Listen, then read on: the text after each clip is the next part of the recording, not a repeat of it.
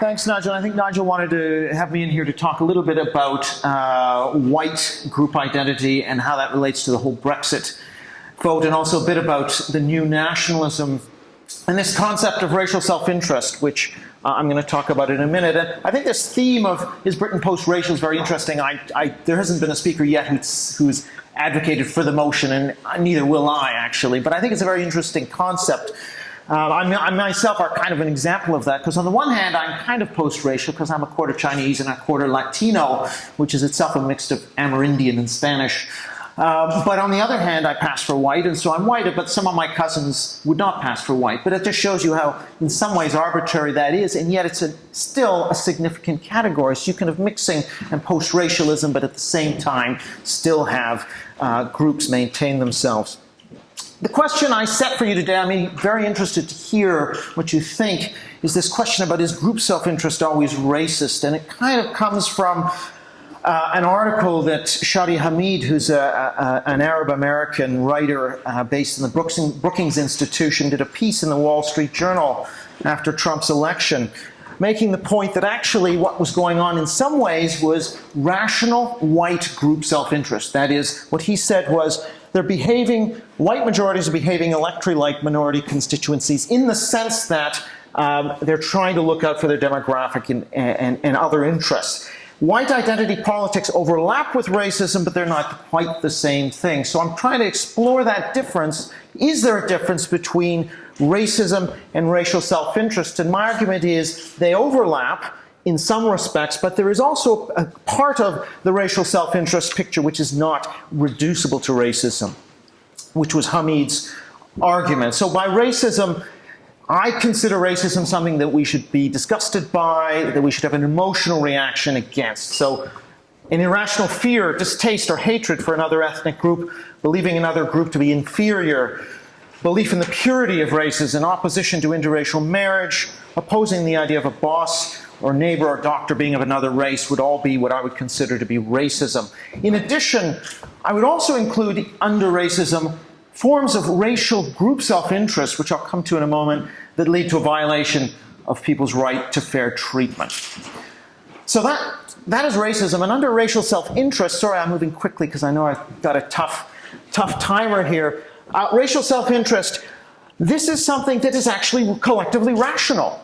So groups behaving in their group rationality, in the sense of wanting to protect or maximize their own power and resources, wanting to protect and maximize their cultural and demographic influence, wanting to limit the cultural and demographic decline of their own group.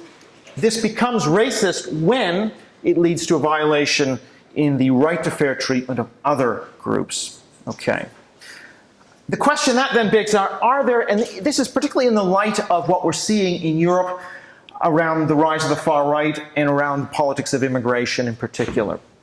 Because I don't think there's really much debate about racism against, say, black people in the police and in the corporate boardrooms and all the things that Adam mentioned. I really like the resume studies he talked about, because that is based on an experimental technique, which is very strong evidence.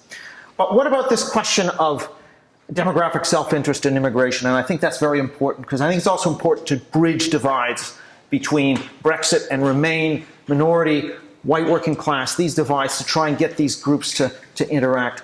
So are there any forms of racial self-interest that we might think of as legitimate even if we disagree with them? So one is to say want racial equality for one's group, not just for the sake of individuals getting a fair shake, but for groups' self-esteem, parity of self-esteem. And I think many of us would accept that that is a worthwhile goal. But then there's some other trickier questions. What about wanting to live in an area where one's group is concentrated? Is that racist, or is that a group or racial self-interest? What about, and here's even more controversially, but related, I think, to number two, wanting one's group not to decline as a share of a country or neighborhood, and which is, I think, very much behind what we're seeing with Brexit in terms of the drivers. So 2 and 3, I think we can say they are illiberal sentiments because they impact upon people's right to move somewhere. but are they racist? Should they incite a disgust reflex? That is, do they violate a moral taboo? Because 2 and 3 can be defended through a communitarian interpretation of political philosophy.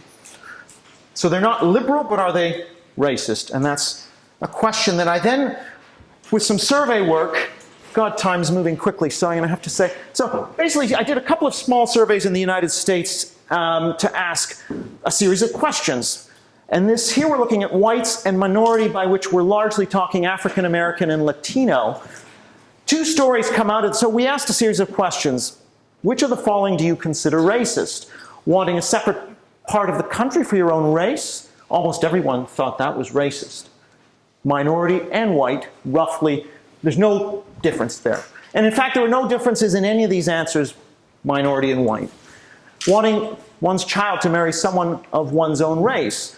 63% of whites, 59% of minorities said that was racist. Wanting immigrants from countries, certain countries, to boost your own group share. 61% of whites, 50% of minorities said that was racist. Wall on the border, we know that's a big political issue, 40, 50%. But down here, there were a couple of questions where people largely agreed that these things were, for the most part, not racist. That is, only 33% of whites and 25% of minorities said wanting my racial group not to decline is racist. Or wanting to live in an area where my race is a majority is racist. Only 27, 28% of respondents agreed with that. Feeling more comfortable amongst members of my own race, again, 17 to 20%. Whites and minorities really didn't differ at all on this. Where we see the big differences is within the white population, depending upon political affiliation. Democrat, Republican. Democrats in green, Republicans in red. They both agree that wanting a separate country for your own race is racist. Everyone agrees with that. I don't know if I can start to sneak behind here. But as we get down to these questions, we start to see significant differences. Wanting a child to marry someone of my own race, 80% of Democrats said that was racist, only 33% of Republicans. Wanting my racial group not to decline, almost half of Democrats, still over half said that was not racist, but half almost did, whereas almost no Republicans said so. And similarly, wanting to live in an area where my race is in the majority, big divides. So big divides between people based on partisanship rather than race. Whites and minorities actually agreed largely on what is and isn't racist, but you can see there's a big difference depending on which question we approach. Now, I then decided to scale this up into a much larger survey. Question, a white American who identifies with her group and its history supports a proposal to reduce immigration. Her motivation is to maintain her group's share of America's population. Is this person, 1, just acting in her racial self-interest, which is not racist, or 2, being racist? Right? So those were your options. And it's quite interesting, again, that we see in some circles, white Democrats with postgraduate degrees, over 90% said that statement racist. White Clinton voters as a whole, still a large majority, 73%, but amongst minority Clinton voters, non-white Clinton voters, only 58%, and then amongst Republican voters, it's very low, right? So there's a big division in how people see the world in what is racism and what isn't. Is acting in group self-interest racist? Wanting to live in an area where your group is the majority, or wanting your children to marry someone of the same race, is that racist? And similarly with immigration policy as well, wanting to reduce immigration in order for your group not to decline, is that racist? 2 minutes? Okay, very quickly. Okay, I just want to point out a couple of things. We then varied the race of the group in question. So we talked about, we talked about white Clinton voters and white Americans wanting to reduce. But we also talked here about, okay, well, what happens if a Japanese or black American says they want to reduce immigration to maintain their group share? Is that racist? And still 57% of white Clinton supporters said that was racist. Whereas when it came to a white American wanting more people to come from Europe to the US to boost the numbers of white Americans, that was only seen as racist by 34% of Clinton voters. So the key is not only which group we're talking about, but whether we're talking about increased immigration from certain parts of the world, generally not seen as racist, or reduction, which was seen as racist. I just want to say, I'm running very short on time. We did this in Britain with Remain versus Leave. We found the same thing. Amongst Remain voters, roughly half said it was racist to want to reduce immigration to maintain your group share. But they were a lot less fussed with bringing in, say, Canadians, New Zealanders, Australians to boost white group share. That actually wasn't seen as racist. Again, though, the big point is Remainers and Leavers, there's a big gap in terms of this question. So, conclusion then, those of all races and political stripes agree that certain things are racist, such as wanting a country for your own race, or to be a majority of your race. But on other questions, opinion is much more divided, and it divides by politics much more than race. As the West becomes more diverse, that's going to put growing pressure on this white majority demographic self-interest. This idea that Hamid talks about of racial self-interest is more and more going to come to the fore. It's not entirely strange for African people. So the Afro-Caribbeans are a declining group in this country.